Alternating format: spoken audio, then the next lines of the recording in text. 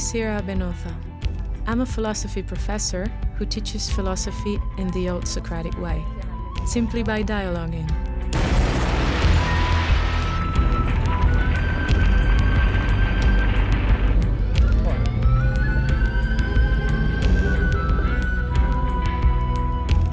After practicing it in jail in Catalonia and in Central America, I have now decided to take this exercise of dialogue to Northern Ireland.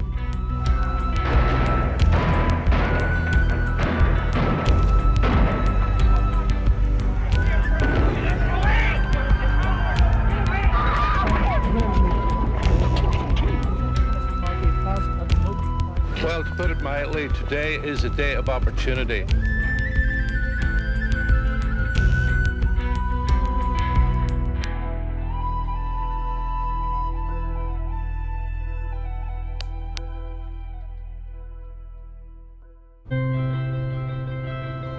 Here in Belfast, there are still many issues to be addressed, but they have gone a long way towards reconciliation. Since the Good Friday Agreement, these steps are taken in a peaceful environment, and Catholics and Protestants even cooperate to show their most significant places to tourists. Hi, hello. Hello. I'm Sira. It's nice to meet you, Sira. Joe. Hi, nice to meet you. How are you? I'm fine, fine. Don't forget any questions you want to ask. Do not hesitate, okay? Oh. Great. Okay. Murphy's Law. What can go wrong will go wrong. I've been doing tours for 10 years. I do them on a Saturday and a Sunday. Okay? See, I've got people from all over the world. I'm an ex-political prisoner. I was in prison almost 18 years. The first time I went into prison, I wasn't involved in anything. I was totally innocent. They went to arrest my brother. My brother wasn't at home, so he just decided to take me instead. My interrogation lasted about 36 hours. That's when you became political. Yes, that's it. That was it. Yeah. No, so that's when you said, yeah, I'm not... Enough's enough. Yeah. Yeah, I said enough. It came to a stage where I said to myself, I'm going to have to do something. Now, Yeah. I'm being honest, and I'm not just saying this, I do not like violence. Yeah. I'm not a violent person. But it came to a stage where I says, if I don't do something, I'm being like a coward. Yeah. So I felt I had to do something. In every Catholic area in Belfast, there's a memorial built in recognition of the sacrifice of volunteers. And a lot of memorials, you also have the civilian dead. That's the people who were killed in the area.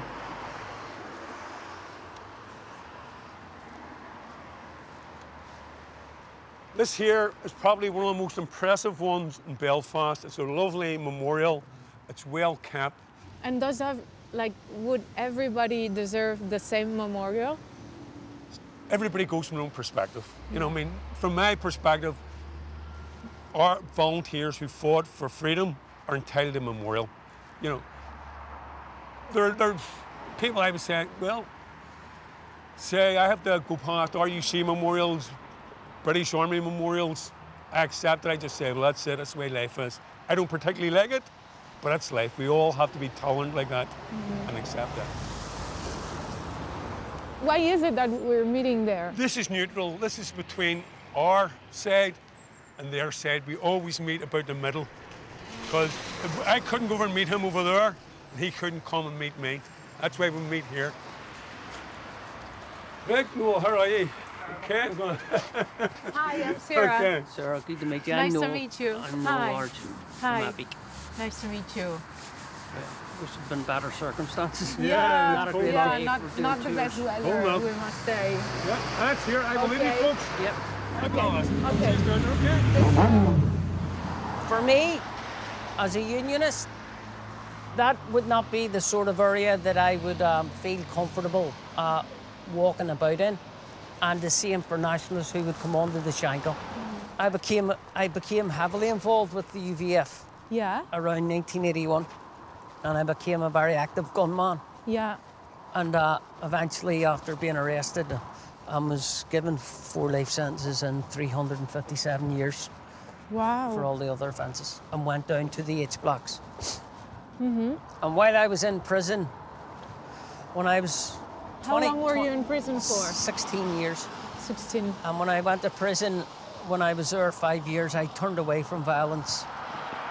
The wall was built because when both sides clashed, there was nothing separating them because they lived side by side in the same conditions in the streets. And after 2 nights of vicious rioting, the British Army came in to separate both sides. And the British Army's barricades were very temporary. And when do you think this will disappear? If you speak to the people that live in the shadow of the walls, they don't feel that there's enough confidence in their communities. What do you think about this mural? I think the mural is, in one way, I would like to see it being more progressive. I think there's a lot more to our culture than just gunmen. But I understand that it's a process, and we cannot just simply come along and paint over it and say that what these young men died so young for, their sacrifice is now forgotten about, because these young men have families. I came to understand why and how someone ends up deciding to become actively involved in an armed conflict. What's it like to be part of it? And how can one make the move towards peace? I will do that by bringing together people to sit at the same table.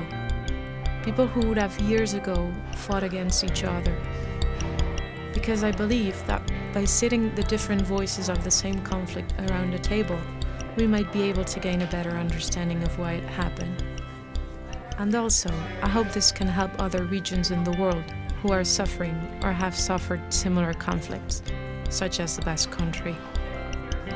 Winston Irvine is the spokesperson of a unionist party with political links to a paramilitary organization. Jackie MacDonald was one of the leaders of a unionist group. He spent 5 years in prison.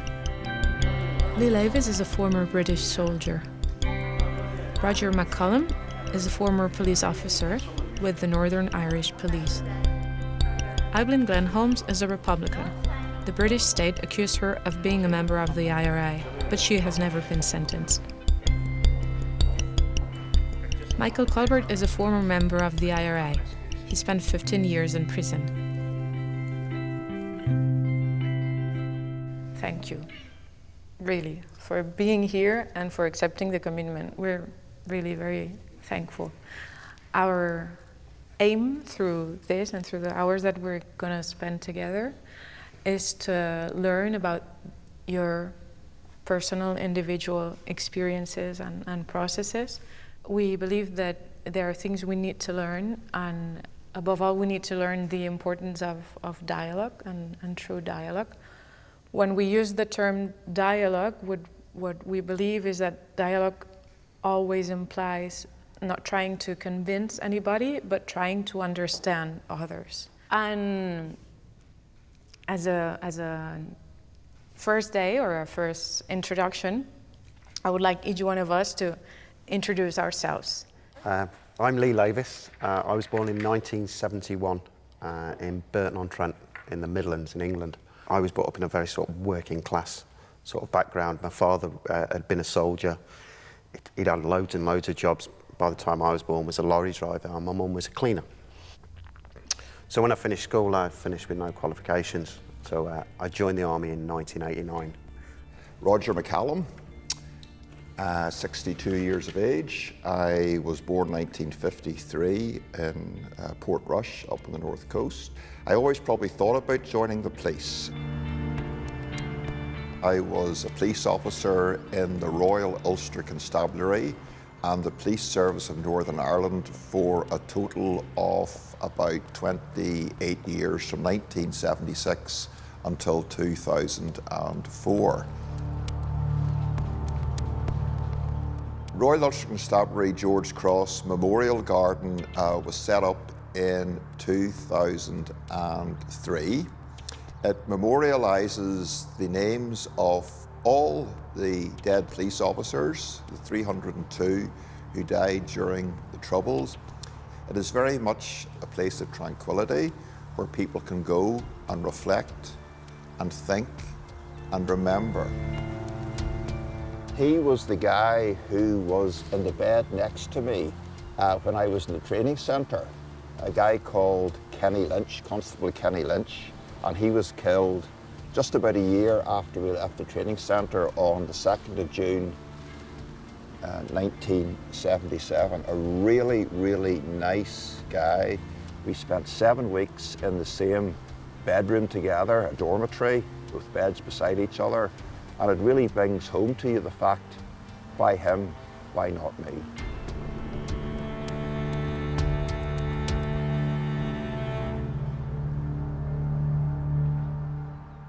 You suddenly begin to realise as you open your eyes that there's a heck of a lot more stories to be told in Northern Ireland or the north of Ireland than maybe I was told as a child. And for example, I knew nothing about Irish history. I could tell you all about the 6 wives of Henry VIII and the English Civil War. So, you know, we have to have these uncomfortable conversations, and we have to talk to each other and empathise and hear the other person's stories, because I certainly haven't got all the truth. And it's good to talk to folk. On on yourself, Roger? You see, you sound as if you're insulting people when you suggest that they haven't been told the full truth about their history. I mean, from a Republican perspective, and I don't mean an insult to Jackie or yourself here now, but from our perspective, it's so obvious that we are a colonial situation. Yep. You know, if we were black or brown or whatever, it would be quite obvious that we were being ruled by a foreign country, because Britain in the main and its government was a white ruler who did it in Africa, who did it in India, who did it in the Near East. But because we look very like the English, people don't seem to accept that it is exactly the same situation. Do you ever think of that? Well, very good point. But I think in relation to us, I mean, certainly, I think our family were planted here from Scotland for stealing sheep about 1608 or something. So, and we feel that this is, I suppose, our country or our area to be in. I never looked upon it as a colony. I looked upon it as part of the United Kingdom. Having said that, at the moment, I am most comfortable with the phrase Northern Irish. You know, for me, it's fairly straightforward. You know, I'm a native of this land. I certainly don't accept that I'm a colonial person who is trying to, you know, oppress people who are, you know, working class, same as me. You know, I have no power, I have no riches, you know, so by birthright, I'm British. I was born into the state of Northern Ireland, which is part of the United Kingdom.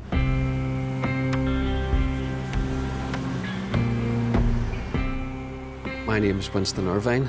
I grew up in the Shankill area, which is predominantly Unionist, Protestant, Loyalist, working class area of Belfast. I have a very poor working class background.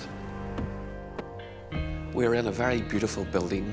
It is the Shankill Library. I think this library represents and reflects the characteristics of this community in terms of the future and also the past. I think for me, education actually is the spine in which everything else should be attached to. One of our greatest human needs is to be understood. When we feel we are understood, we can make a connection. And I think that is true for peace building and for reconciliation. It's quite different for me because I grew up in England. The only time I sort of remember it coming on our radar when I was growing up is when there was an incident, a British soldier was killed or someone was killed, and the general attitude amongst the people around me as I remember it was essentially those people are different to us and we should just get out or pull out. The people in England tended not to think of it as a colony, they just sort of ignored it. It was kind of a way of abdicating sort of British responsibility. I'm Irish. I was born in Ireland. I am Irish.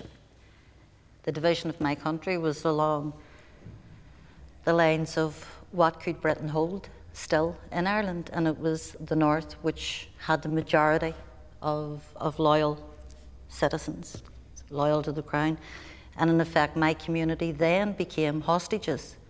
So we were never welcome here. You know, we never felt that But I didn't feel no, that, Emma. I know you didn't, but you know, I understand that. I could get angry sometimes, though. Really, the closer I come, or the closer I understand your community, to say, did you not see what was happening to us? You know, you should have been our allies. You should have been the ones saying, we're walking out of the shipyard since you won't employ a Catholic here. You know, we were being told by the unionists, you know, there's always been class issues here, always. Of course. There may be class issues with Catholics in some ways, but there was many class issues with working class loyalism. There wasn't even loyalists then. The people didn't call anybody a loyalist. Everybody was just a unionist, a Protestant unionist. And they were telling us we never had it so good. So we believed them. It'd be very easy for me to say, let's forget about the past and let's move forward from here and draw a line. But I think we need to do more than that, because as Shakespeare said, the past is prologue. We need to, in some way, look at the past to see what went wrong, but not get absolutely caught up and absolutely immersed in what happened. So, 3,700 people died, 302 police officers, many, many more injured, many maimed physically and mentally. A difficult one, but I hear what you're saying. And just a wee thing on that, when we talk about, you know, the 3,000 mark, if we extrapolated that, you know, to the USA, more people died here than died in the Vietnam War.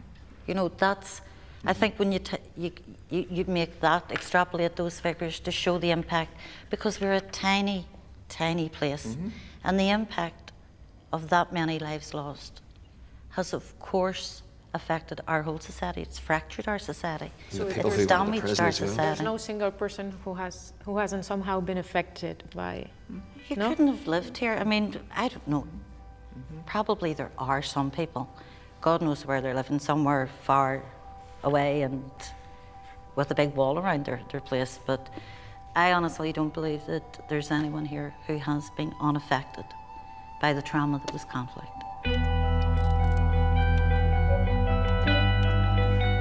There's something I need to do before continuing with the dialogue.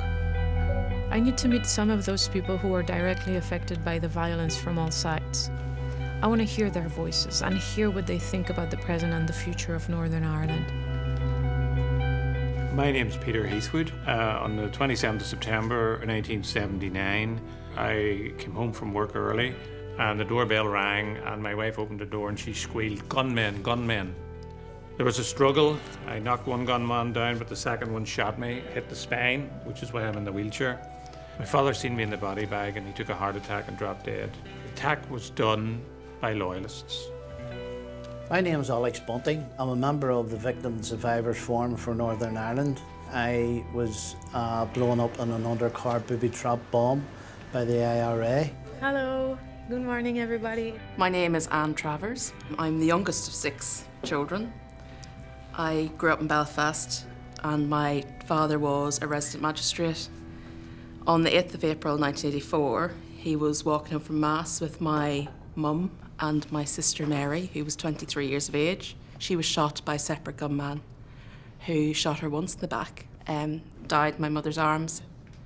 And with that, the gunman who'd been holding his gun underneath the newspapers started to shoot Dad, and Dad fell down. And he was shot 6 times and he survived remarkably. The gunman who shot Mary walked over and held the gun to my mum's forehead and pulled the trigger and the gun jammed.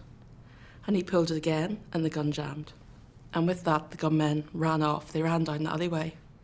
What would have to happen for you to say, now we have the truth, or now we feel acknowledged, or now we feel that there is justice? I can't forgive on behalf of my sister. That's impossible. And she, because she's dead, she has every right to justice. That human right, that basic right to life, cannot be taken away from our dead. I do not think I will get justice, but I would like the truth. I would like the state to say, we made a mistake, we were involved, but you know, blah, it shouldn't have been you. My mother's still alive at 85, I would like her to get that truth. I agree with my colleagues that need truth and justice, certainly I do. But am I there to try and make compromise? And I know it's hard for her to sit and talk to people who, you know, did go out and commit atrocities. And I think, well, what I would look from them is honesty and truth about what did happen, what did go on. And that's from the players, or whatever you want to call them, the terrorists on both sides, loyalist, Republican, and the governments. In that sense, what do you think can be your role in making your dream that your grandchildren or your children live in a peaceful Northern Ireland? What role can you play in that sense? Tell you another wee story, if the colleagues will bear with me. 1922, the foundation of the state. There was extreme violence in Belfast which killed 500 people. My father was 6 years of age. He attended a funeral of his cousin who was 17, who was shot dead. So here's 1922, my daddy's at this funeral, not knowing that 50 years later he was going to be a victim. So I do not want any of my grandchildren having to go through the same experience we all went through somewhere down the line, because in this part of the world, history does repeat itself. And if we can, by our meetings, by our conversations, by reaching out to each other and understanding each other, if we can prevent that happening in the future, we will have achieved something. Many people say that violence doesn't start when there's a finger that pulls the trigger, but starts in people's hearts and minds and ambitions and etc. So if you were to give an explanation on why this ended up being so violent, what would you refer to? You know, there's a whole lot of different ways of looking at it. But once the violence started, it wasn't about anything. It was about you fighting us and us fighting you. Once the violence started, logic went out the window. We just fought because that was the thing to do. It wasn't about whether it was right or wrong. It was just deemed necessary as far as I was concerned. I used to dress in the morning to put clothes on me, you know, I might be killed in these clothes, you know, and I had to look at my wardrobe for 10 minutes before I put them on, or I might be arrested in these clothes. Life wasn't the same anymore. It wasn't about your rights or my rights. It was about they're killing us, we're killing them. That's where it all degenerated to. And now, because we're having these conversations, and it's brilliant, we don't have a problem with each other, and we can sit and reason with each other and talk to each other. It's just, it came 3,700 lives too late, sort of thing. But we're here now, and we'll see what we're going to do with it. It's 800 years for us. Well, 800. No, but it's not 800 years for us, because we weren't here 800 years ago. We were. And then they came in. No. What we would say is that any society has to be Article 2 compliant, first of all. Any government has to be that. We also have to be cognizant of equality. If I've learned anything, if there is not true equality, if there is not true democracy, if there is not true human rights-centric society, then eventually those who feel oppressed will be forced into a corner and they will come out fighting. And the sadness of what happened here is it is the history of mankind. It is the history. I've never heard or seen any government who's went to a people with a grievance and said, what have we done wrong? Tell us in order that we can rectify it. No, they wait until the locals rebel or the natives rebel, and then they fight them, and then eventually they sit down at the table to negotiate. I can't stop thinking that this group of people were enemies not that long ago. They could have killed each other during the conflict, and now they are talking. There were many people who made it possible. I want to meet one of them. He worked for years building bridges between the communities. My name is Harold Good. My life has been that of a minister of the Methodist Church, which is part of the Protestant tradition. Part of my responsibility in the late 70s was as a chaplain here in the Crumlin Road prison. We need to be honest about our history. We need to be honest about our politics. You mean truth is necessary to move on? Absolutely. Not just truth about what happened during these troubles, but I'm talking about an honest understanding of our history, which brought us into this conflict. Well, we need to be honest about what we didn't do, as well as what we did do. I mean, there was injustice. in this part of Ireland. So that's how you explain, in the end, the reason why it all started. Yeah. Because of discrimination. Yeah. And we were silent when we should have been speaking about that. You know, we should be honest about that. Speaking about that discrimination. Yeah, and confronting it. But our politicians didn't want us to deal with those issues. And why did that discrimination start? It's a very familiar story. It's the story of a settler people and a native indigenous people trying to share the same piece of ground. Now, where have you heard that story before? What? In many places. Many places. North America, South Africa, your own country. When we were trying to work through this whole business of the early release of prisoners within the Good Friday Agreement, people were very troubled by this. And I remember inviting a man called Brian Curran, whose name you may be familiar with, a South African lawyer involved in their process. And I asked him to come and talk about the South African experience. And after he'd spoken, somebody said, "But Brian, what about justice?" And he said, "This isn't about justice. You can't go to a widow and an orphan and say, we're releasing the killer of your loved one in the interest of justice." He said, "This is not about justice." He said, "This is about giving all parties to the conflict an opportunity to share in a new beginning, whether you believe they deserve it or not." And I said, "Brian, that's interesting. Our word for that is grace."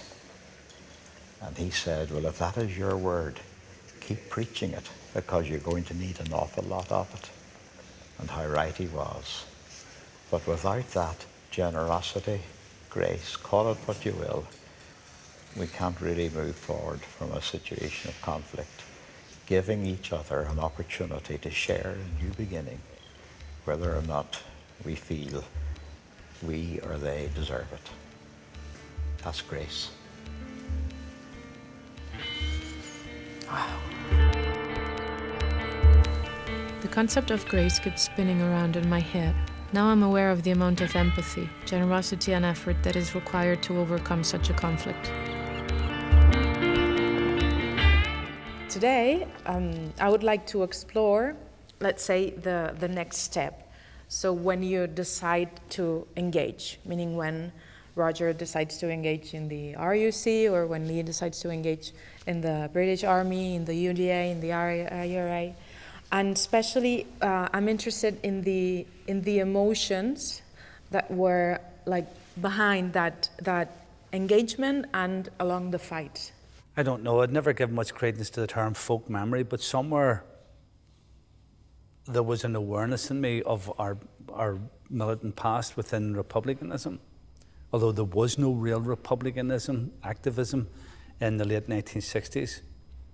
But within the civil rights, there was a rumbling of something's going to have to happen. But then I was just too busy chasing my girlfriend and playing football. But then Bloody Sunday would have been the catalyst for me.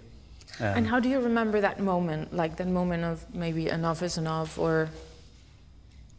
It was quite scary because I didn't know anybody doing anything within that situation. I didn't know anybody. I spent about 2 or 3 months seeking out the IRA, and they were all around me, but I didn't know who the hell they were. No, that's true. And how did that work? How would you? Eventually, I literally asked the man in the bar. And he gave you? Well, he eventually got somebody to make contact with me. But I mean, I couldn't find the IRA, and it was all around me. So, but that's that. And then thereafter, I mean, I suppose and were you scared back then? Yeah, I was scared, yeah. Because you knew what that would entail, that decision. Yeah. I was a social worker. So I wasn't a child. I think I was 24 years of age, you know. So I wasn't, a 17-year-old a lot of time in my hand. I was full-time in work.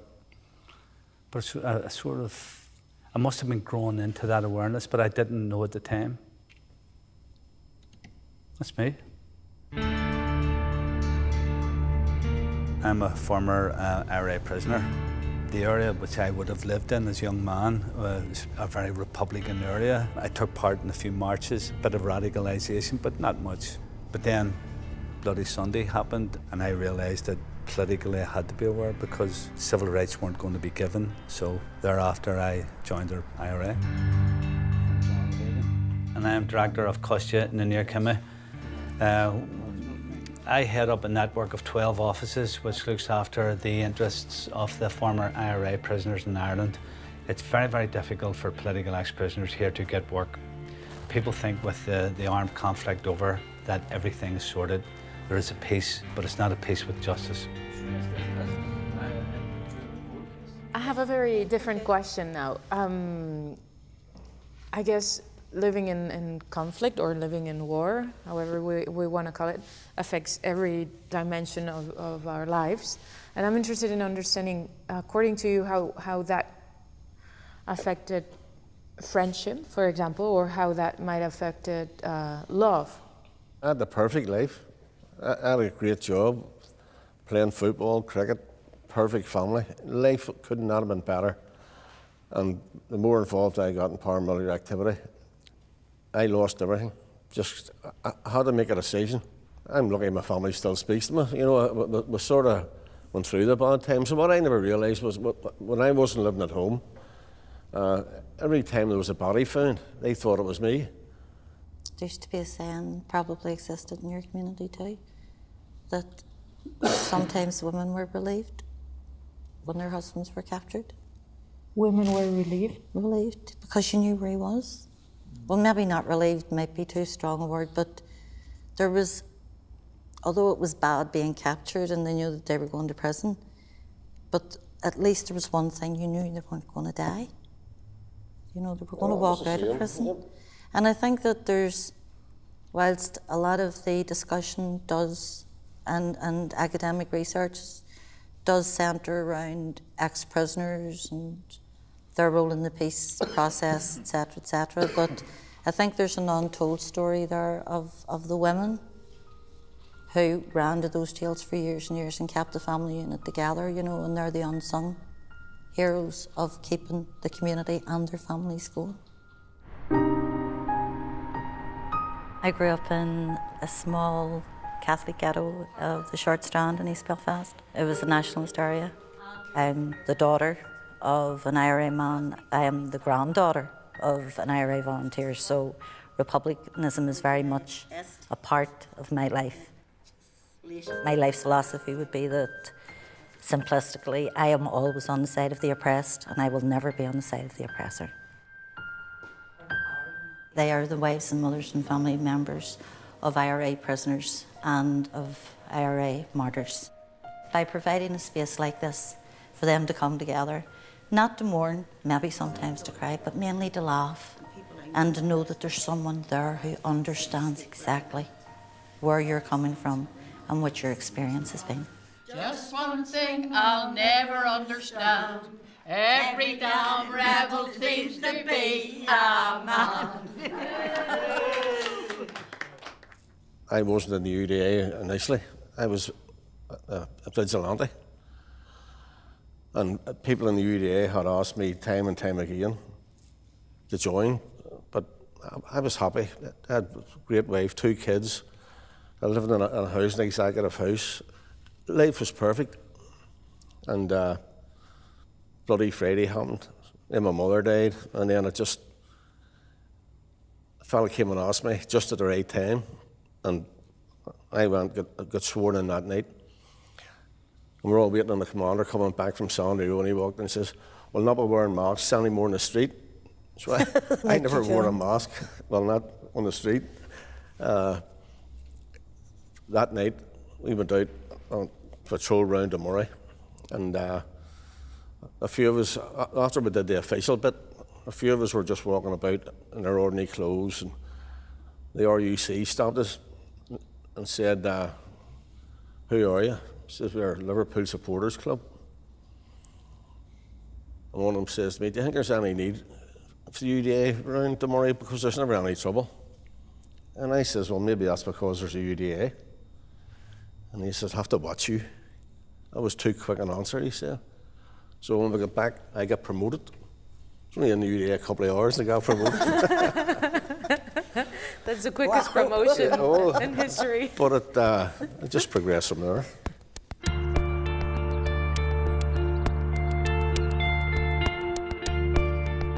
Once the conflict began, I changed. Circumstances changed. Adrenaline going out doing things that shouldn't really have been doing. I was drinking too much sometimes. I was having affairs, to tell you the truth. And my home life just totally broke down.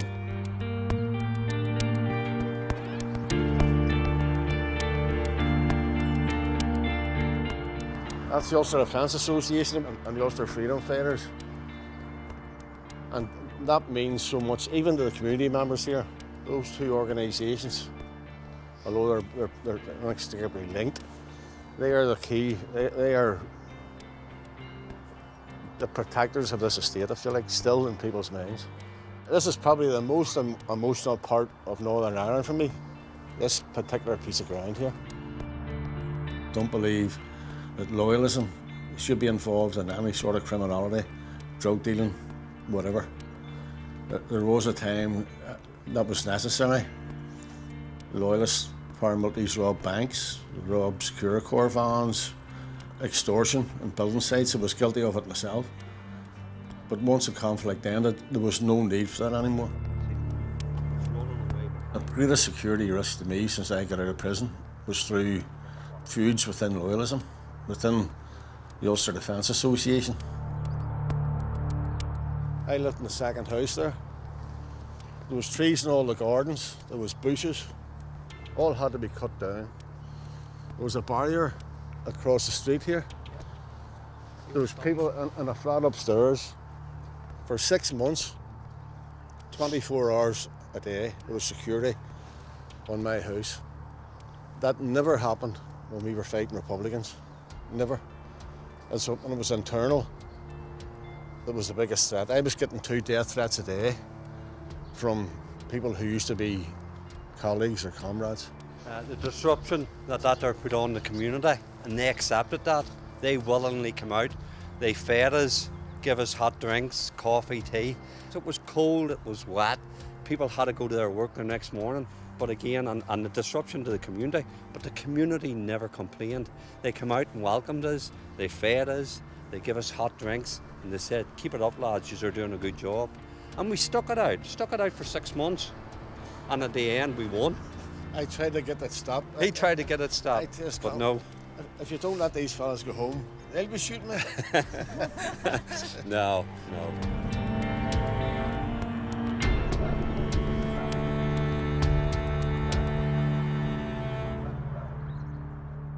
In your previous thinking, you would have reflected on the fact that you might end up in jail, you might end up having to do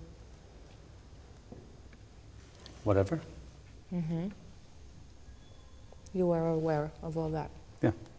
But when I joined the UDA in 1972, I didn't join the UDA to kill anybody. We joined it to defend our village. We walked around the streets of the Murray every night. There was about 40 men in the company. A mile up the road was Seymour Hill, which was sort of 2 estates put together. There was 80 or 90 UDA men there. But nobody had joined it to kill anybody. It was purely a defensive organisation at that time. You know, that was one decision, and then you make more decisions. You just didn't make one decision in your life or through the conflict. You make a series of decisions. You decide what level, or if you're going to go any further than you've already been. And that's all because of what's happening around you. So we were reactionary in many ways. You know, we reacted to IRA violence. Yeah, I agree with him.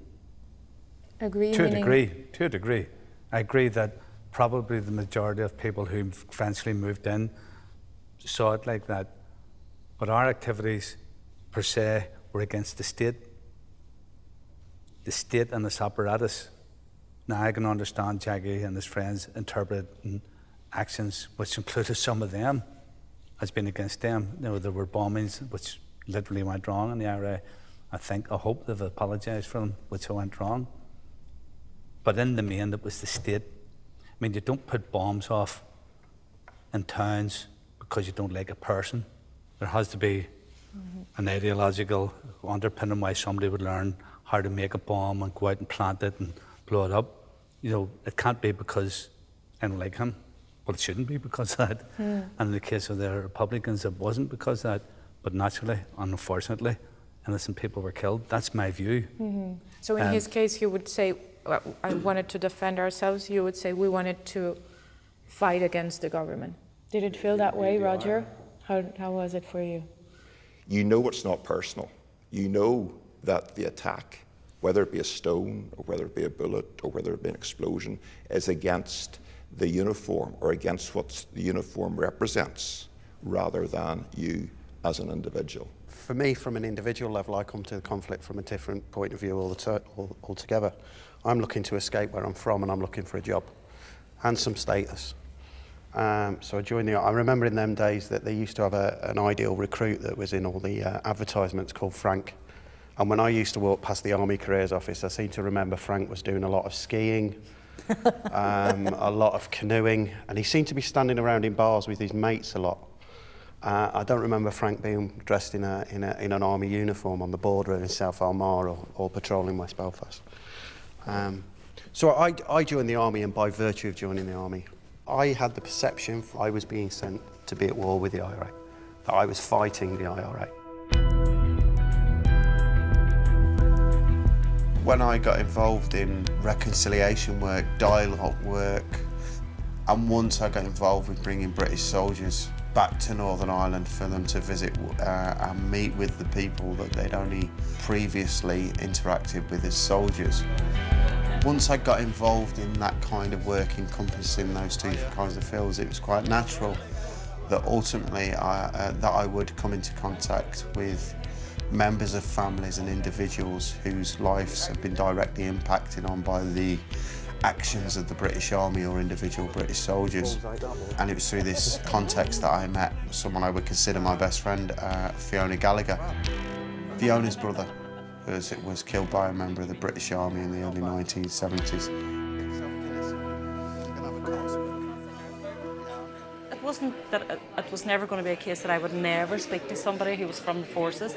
It was just a case of there was never an opportunity. When you're in the middle of your own grief, you don't see outside of that. It's always about the hurt that's happened to you or your people. You or yours. And that is, and I have said that myself. I was guilty of that for a long time. Just been in that bubble of this is all about my grief. But it's I think I suppose really to be honestly, it was whenever I had the children. Then it was like looking at them and thinking that they were never going to grow up the way I grew up. For one, I didn't want that for them. But I was so determined in my mind that I was never going to pass on to them, you know, a hatred or a bitterness or a real prejudice against anybody who was Protestant, anything different, or in the army or English or whatever, because it never worked for me. Do you want to know one of the great ironies I find of being involved in the kind of interactions I'm involved with the nationalist community? The kind of conversation we have now isn't usually the kind of conversation we have, is it? We're usually chatting on the phone. as mates and things like that. We don't see it. Our relationship isn't defined by the fact that your brother was killed by the British Army and I was a British soldier. I think we'd be mates even if that wasn't the case. Exactly. We came together because of that. What was your role? Like, what was one day of your life? I saw it as my role was to patrol, and if I saw a man with a gun who was going to harm me, harm any of the people with me, or harm a member of the civilian population, my job was to stop him doing it by killing him if need be. I was never taught to shoot guns out of hands or to wound people in legs. I was taught to shoot them. That's how I saw my role. And if I saw a gunman with a gun or with a detonator box, I certainly wasn't going to stop beforehand and say, are you loyalist or are you he was getting... That's how simplified I saw my enemy. I didn't think in terms of loyalism, unionism, republicanism. And how do you feel the day after? So after the first day, you have to go out in the street and shoot somebody. Well, it wasn't like that. The first day that you go out and... It's traumatizing.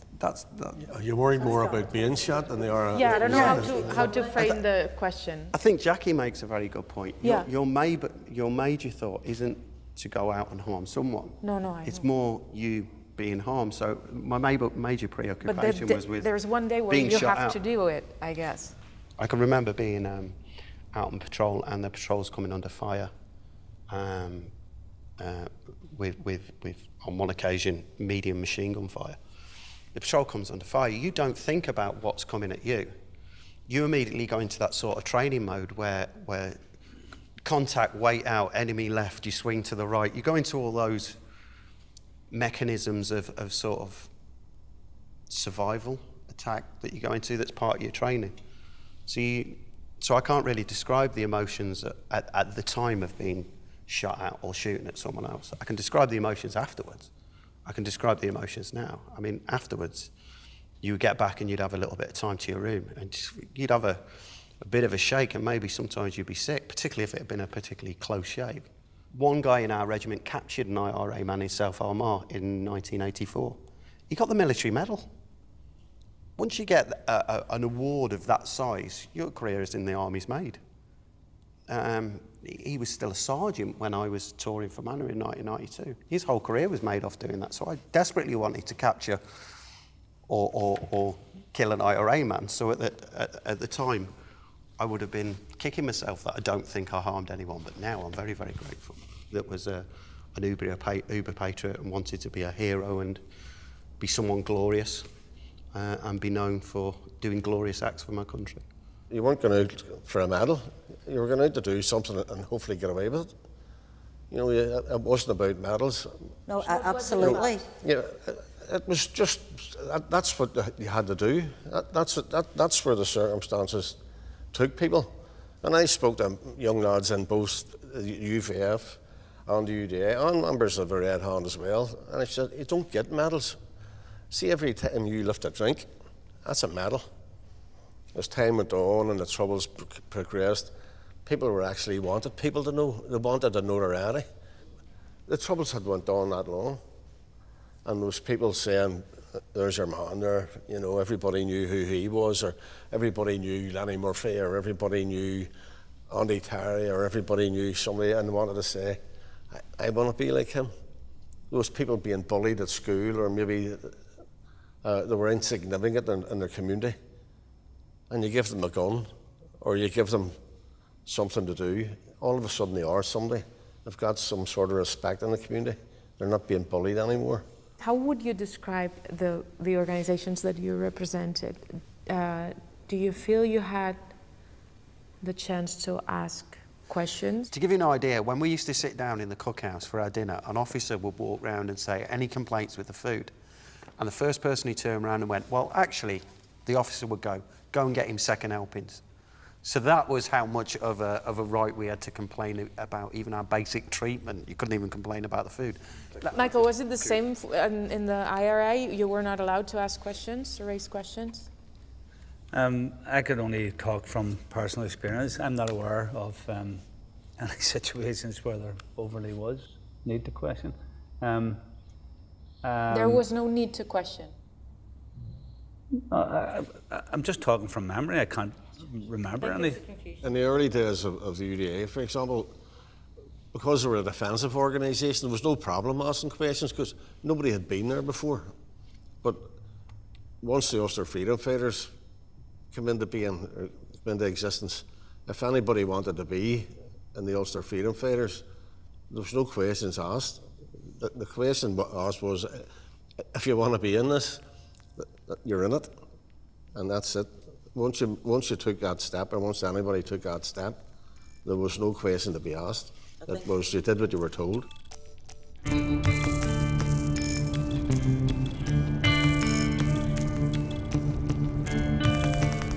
already spent some days with them, and I understand why they engaged in conflict. But I still want to discover the personal journey of someone who has turned away from violence and faces a victim. How is it possible to come to terms when you've hurt somebody? Hello. Sure. Hello. Hi, Pat. Nice to meet you. Nice to meet you. Hi, Joe. Hi. How are you? I'm good, thank you. Yeah, nice to meet you. How brought you together? Pat, if you want to tell me what brought you to Joe. Like, what's your connection, let's say? Quite apart from the obvious one that I killed Joe's father.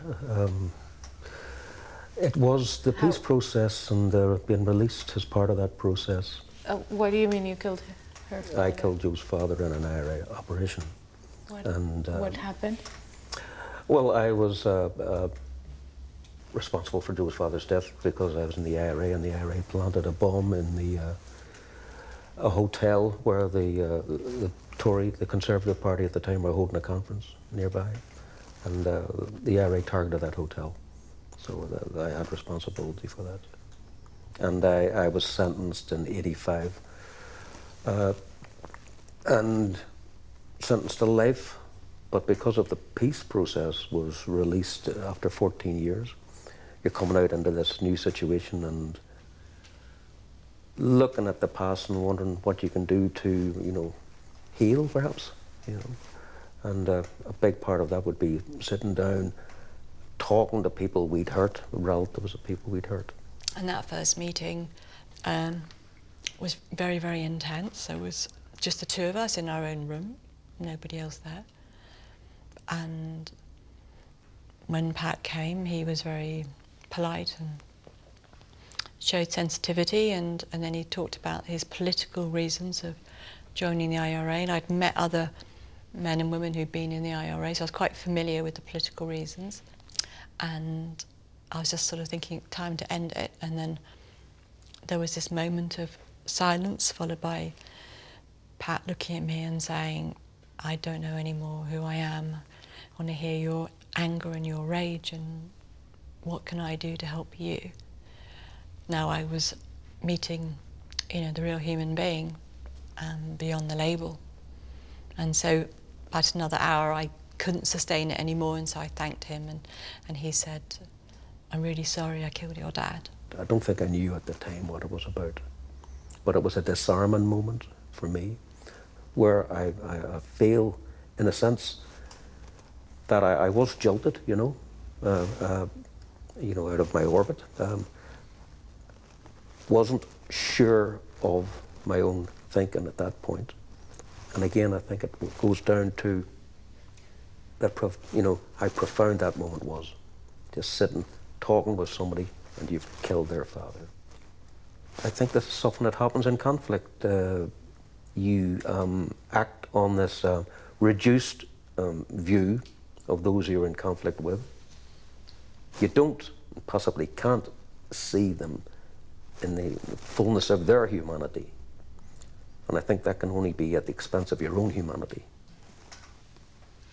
So after all these years, 15 years since you met, Joe, what have you learned from Pat? I have empathy and understanding with all the players in the conflict.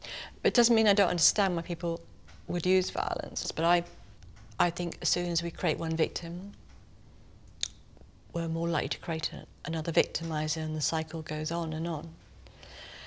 So I'm interested in ending the cycle in me, and this is really what it's about. I'm ending that cycle of violence and revenge.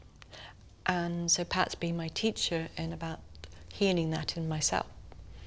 So it's like a mirror. So if I go back into blaming and wanting to make him responsible for my pain, then I'm back in that cycle. What word would you use to explain or describe your bond? The thing with friends is, I fall out with them all the time. I'm always falling out with friends, to be perfectly honest. What I can say, definitely, I take more care not to fall out with Joe, because I think it's this awareness, heavy awareness of how important this is. you want to protect that. Joe's one of the few people I know I can have that level of conversation with. That somebody I've actually hurt.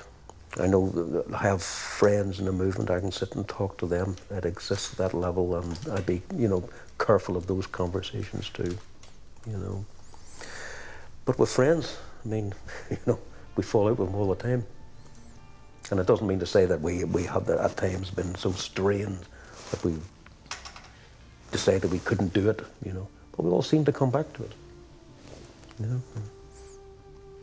I think I've heard that before. I'm really touched by it.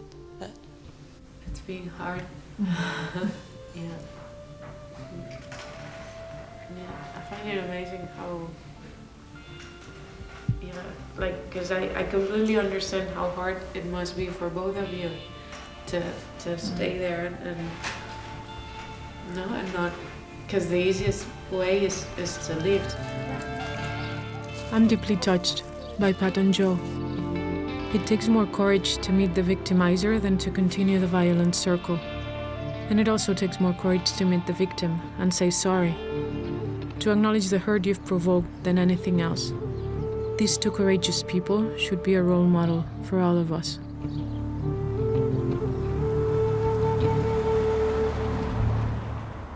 There was a country in the world today in the situation we were in 1969-70, and they asked for our advice. How would we advise them?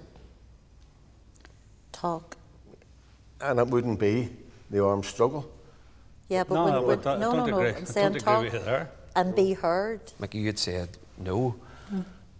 Does that mean that, so the logic of that position is that you would advise citizens now, wherever in the world, if the conditions weren't right, that they should take up didn't say arms. Well, no, I'm asking the question. Take up arms and kill people in this day and age in the 21st century.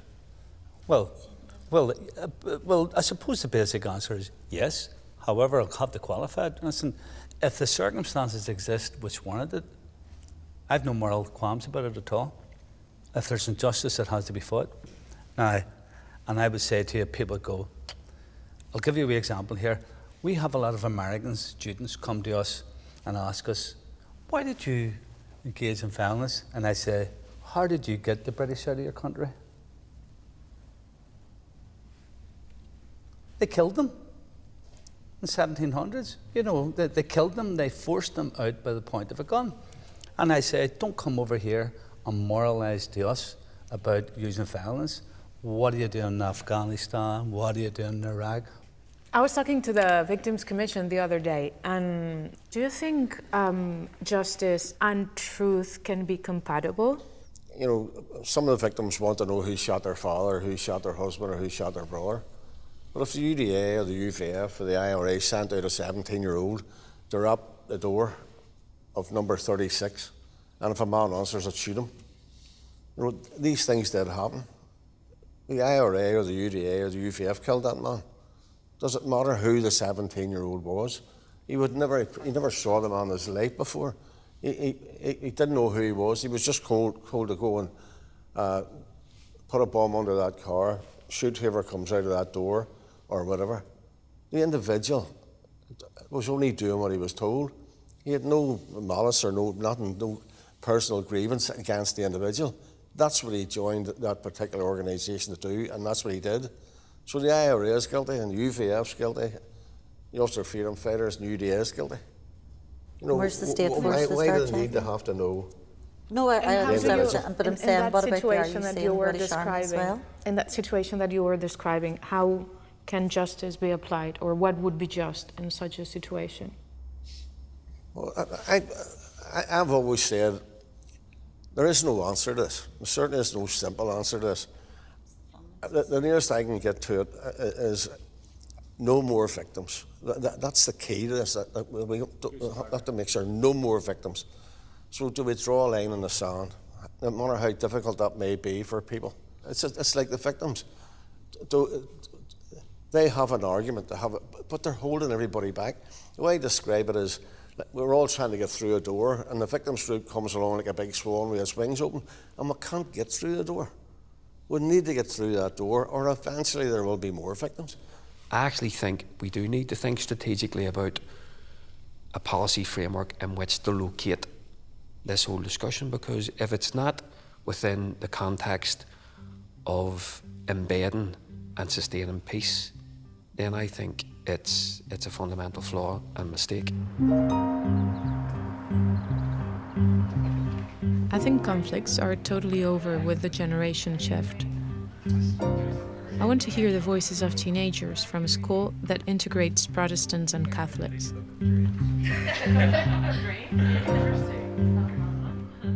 So I've heard you were all born on 1998. So that means you were born after Good Friday Agreement. Yeah. Friday Agreement. And how does that sound like when you hear all those stories that your parents tell you?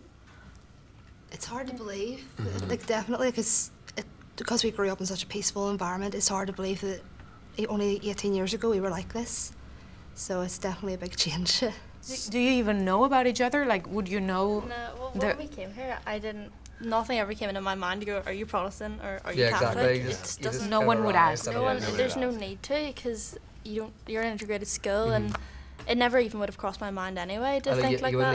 It wouldn't even affect you, you know, if say like this guy I've been friends with recently is a Protestant, you're not going to be like, you know, it's not a big shocker, it's just kind of like, yeah. So what? So what? Exactly. Yeah. And how do you see the future? You would love to see more integrated schools so more people can experience this, because I have friends who go to predominantly Protestant schools, and if I was like, oh, my best friend's a Catholic, they're like, what? Like, why are you even talking to them?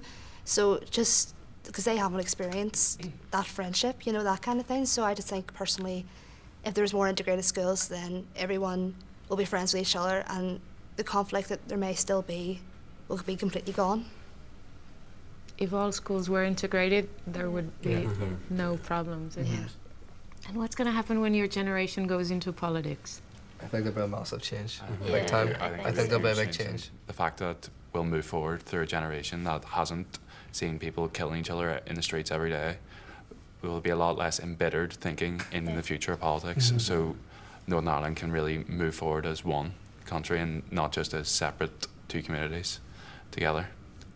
So in a way you'll be more like looking into the future and not as much into the past. You just need the right person. So say someone in our generation to stand forward and say, we need to change. We need to move on and forgive. The kids that I would work with in South Belfast, they can't identify with politics because they've no faith in politicians. You know, loyalism in some areas has become vandalism. Dignity is so important. If we can all appreciate how dignified loyalism needs to be to make progress, and give the young people the benefit of our experiences, they can learn from our mistakes. We're approaching the end, and we've been talking about closure today. So I would like to give the opportunity to share some thoughts. The one thing that being involved in this kind of work, as I listen to everyone at the table, you listen to the context in which each of them made their decisions, and there's an empathy there, because I could imagine following the same course if I was subject to exactly the same pressures. And I think if you'd been, some of you at least, or if you'd have been born in the Midlands where I was from, facing the world that I was facing, you may have followed my path into the army. So that I kind of have a respect of all the paths you've taken, because I've tried to understand the context. It all seems so natural, maybe, to see us sitting around a table like this. Yeah. You know, this is fantastic, I think. We have known each other for years, and we've never been aggressive to each other, but we've never been the best of friends at times. You know, we've been objective, and we've said a few words, you know, contradictory. But I haven't had a problem with Michael. We do tend often to dwell on the negatives and what still needs to be done. And I think sometimes we forget how much we have achieved. The fact that we're sitting here in the first place can only point to greater understanding in the future. You know, all of us here, I'm sure I'm not very popular with some of my own constituency by being here today, but, you know, Somebody's got to show a lead and go forward and discuss and debate.